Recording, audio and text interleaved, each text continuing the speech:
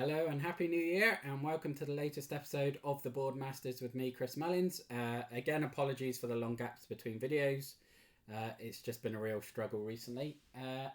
But let's put that aside and dive into this video. So, obviously, with it being New Year's Day at the time of recording, I've seen all the review of 2022 posts on social media over the last couple of weeks and thought I would video mine and start this year off hopefully on the right foot and be able to keep going with the content a bit more.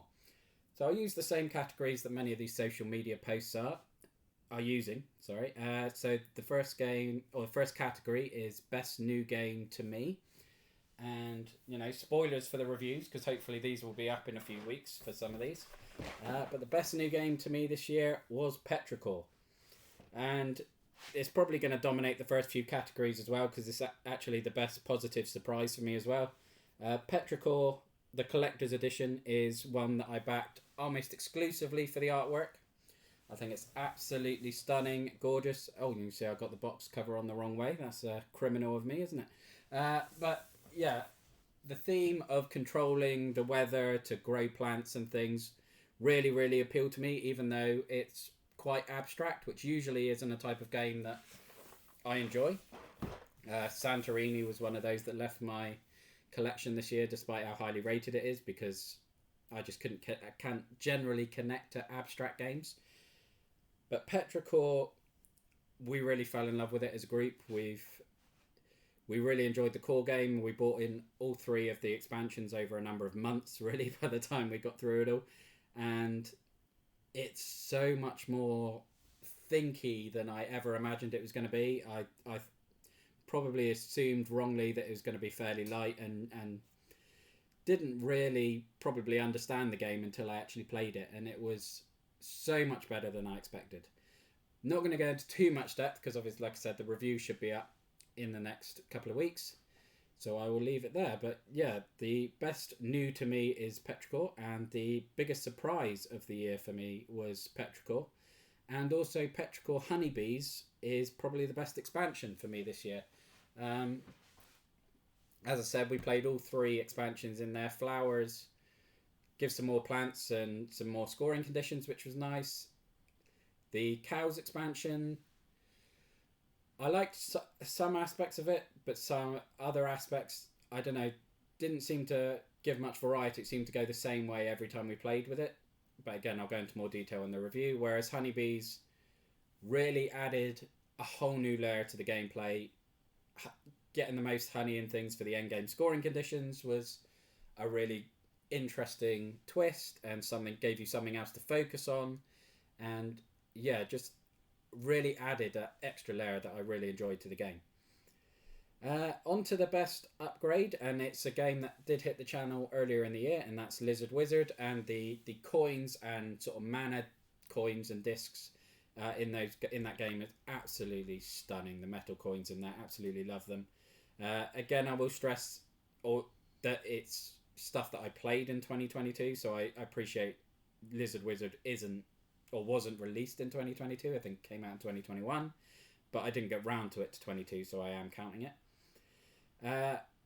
My most played game is definitely Counter-Attack.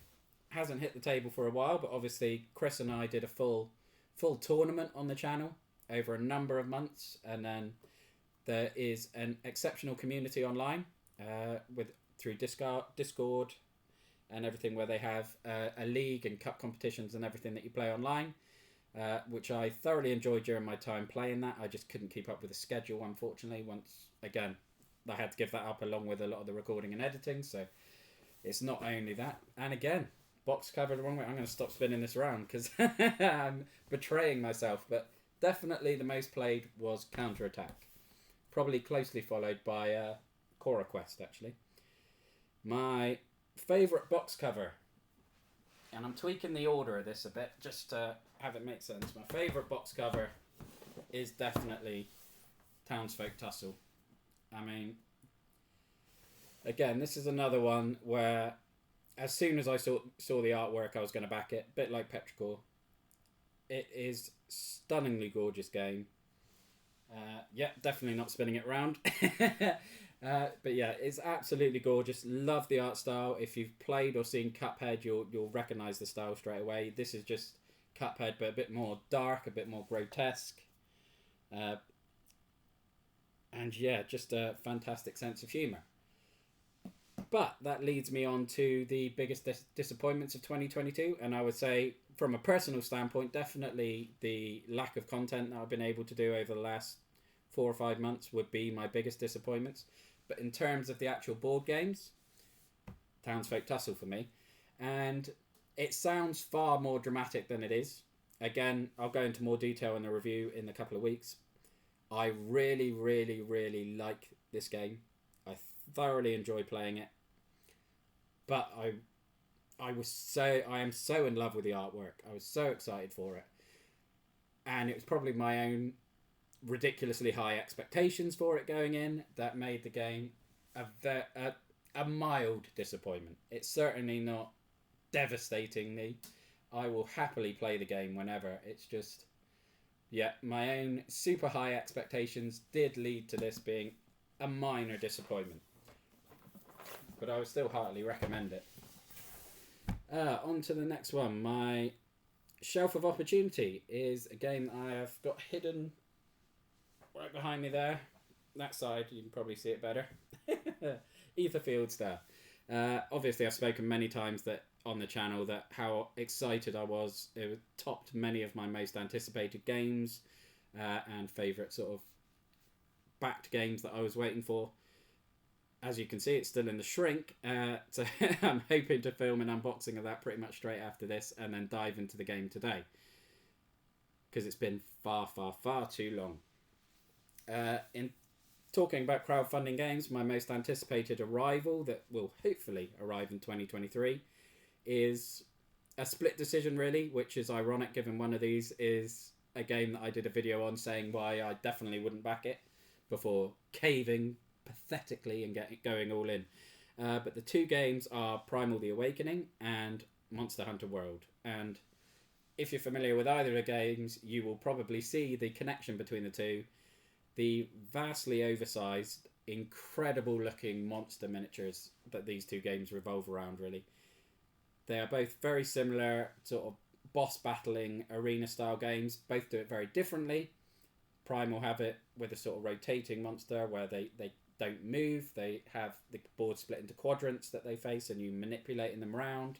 Whereas Monster Hunter is more of a traditional arena where the monster's charging around and things like that.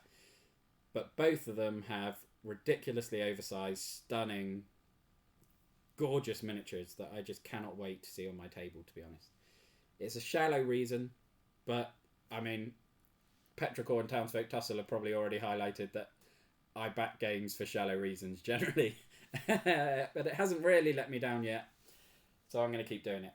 And on to probably the biggest and most important category, my current favourite game of all time, Nemesis. I adore this game. I think last year Destinies was my number one, and I don't know, it was very, very close between the... I would probably give them both a 10, to be quite honest. I absolutely adore them both. But the little added spice that you get from the semi-co-op aspect of Nemesis, where you're sat around the table with your mates and you just can't trust them. You're waiting for one of them to stab you in the back at any moment, and then the emerging narrative of the game where, oh, it's going quite well. All of a sudden, oh, the Queen's turned up. Oh, the ship's on fire and we can't put it out, and everything goes crazy, and it just does a fantastic job of telling a story without having any sort of dedicated storytelling components. Oh, I can actually turn this one around. 1 out of 4 is not bad, I suppose. But yeah, I love heavily thematic, immersive storytelling. Whether it's video games or board games, that's what I absolutely adore. And this absolutely nails it. It is perfect in that regard for me. So that is the current favourite, and that is the end of this video. So thank you very much for watching. I hope you have a wonderful 2023. And look after yourself, stay safe, and have a good one. Bye-bye now.